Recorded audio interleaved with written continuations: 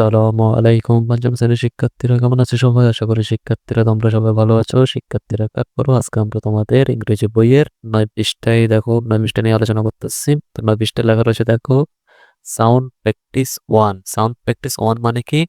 শব্দ অনুশীলন ১ নম্বর, ঠিক আছে? তো এখানে লেখা রয়েছে লেসন 7 মানে পাঠ ৭। আর এখানে লেখা আছে কি ইউনিট 2 মানে অধ্যায় ২। এখানে যে নাম্বারে লেখা আছে কি look listen and say. Look listen and say মানে হচ্ছে দেখো, শোনো এবং বলো। তো দেখি কি বলতে বলছে এখানে। তো এই লেখাটি পড়ি চলো। বলতেছে F F F F is for fan মানে এই যে ফ্যান শব্দটি বলার জন্য আমাদের কি লাগে? এফ লাগে, ঠিক আছে? V V V V is for van মানে ভ্যান শব্দটি বলার জন্য আমাদের ভি উচ্চারণ করতে হবে। The fan is on the van মানে ফ্যানটা কোথায় আছে?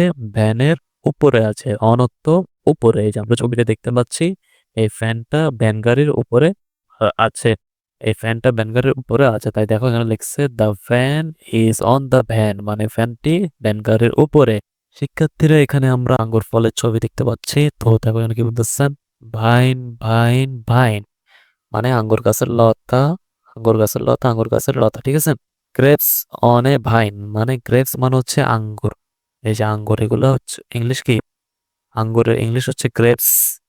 আর অনত্ব উপরে, গ্রেপস অন এ ভাইন মানে আঙ্গুর গাছের লতায় আঙ্গুর আছে। তারপর দেখো শিক্ষার্থীরা এখানে আমরা একজন শিক্ষার্থী আঙ্গুর গাছের লতা থেকে আঙ্গুর খেতে দেখতে পাচ্ছি, ঠিক আছে? দেখো এখানে কি বলতেছে? ফাইন ফাইন ফাইন ভালো ভালো ভালো। আই ফিল ফাইন আমি ভালো অনুভব করতেছি। I like grapes from the vine আমি আঙ্গুর গাছ থেকে আঙ্গুর খেতে পছন্দ করি, ঠিক আছে? I like grapes from the vine আমি আঙ্গুর গাছের লতা থেকে আঙ্গুর খেতে পছন্দ করি। তো দেখো কে নাম্বারে কি বলতেছে?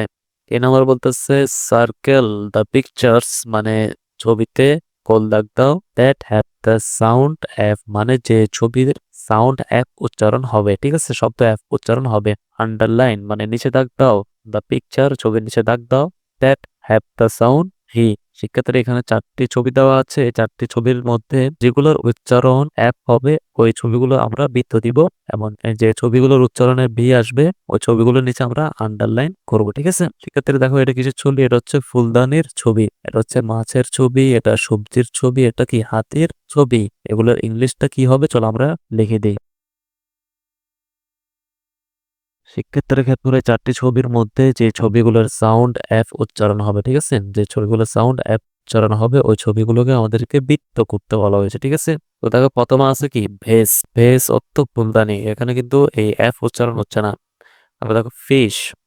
ফিশ এখানে কিন্তু কি শিক্ষার্থীরা এফ উচ্চারণ হচ্ছে, তার মানে এই ছবিটাকে আমাদেরকে কি করতে হবে? গোল দিতে হবে। তো শিক্ষার্থীরা ফিশ উচ্চারণ করার সময় আমাদের কিন্তু এফ সাউন্ডটা আসতেছে, তার মানে এই ছবিটা গোল হবে, ঠিক আছে? তারপর শিক্ষার্থীরা দেখো এই ভেজিটেবলস। তো শিক্ষার্থীরা ভেজিটেবলস এখানে কিন্তু কোনো এফ সাউন্ড আসতেছে না। তারপর দেখো শিক্ষার্থীরা এলিফ্যান্ট। এলিফ্যান্ট অর্থ হাতি। এলিফ্যান্ট এখানে কিন্তু শিক্ষার্থীরা এই যে এলিফ্যান্ট যখন আমরা বলতেছি তখন কিন্তু শিক্ষার্থীরা এফ সাউন্ডটা আসতেছে, তার মানে এই ছবিটাও কি বৃত্ত হবে। আশা করি তোমরা বুঝতে পেরেছ। তারপর শিক্ষার্থীরা আমাদেরকে বলা হচ্ছিল যে যে ছবিগুলো সাউন্ড ভি উচ্চারণ হবে ওই ছবিগুলোতে আন্ডারলাইন করতে। তো চলো আমরা আন্ডারলাইন করে দিই। প্রথমে দেখো এখানে ভেজ আছে, ভেজ ফুলদানি, এখানে কিন্তু ভি উচ্চারণ হচ্ছে, তার মানে এখানে কি হবে? আন্ডারলাইন হবে। তারপর দেখো শিক্ষার্থীরা ফিশ, এখানে কিন্তু ভি উচ্চারণ হচ্ছে না, ঠিক আছে? তারপর দেখো শিক্ষার্থী এখানে আছে কি ভেজিটেবলস, এখানে ভি উচ্চারণ হচ্ছে, তাই এখানে আন্ডারলাইন হবে। আশা করি তোমরা বুঝতে পেরেছো।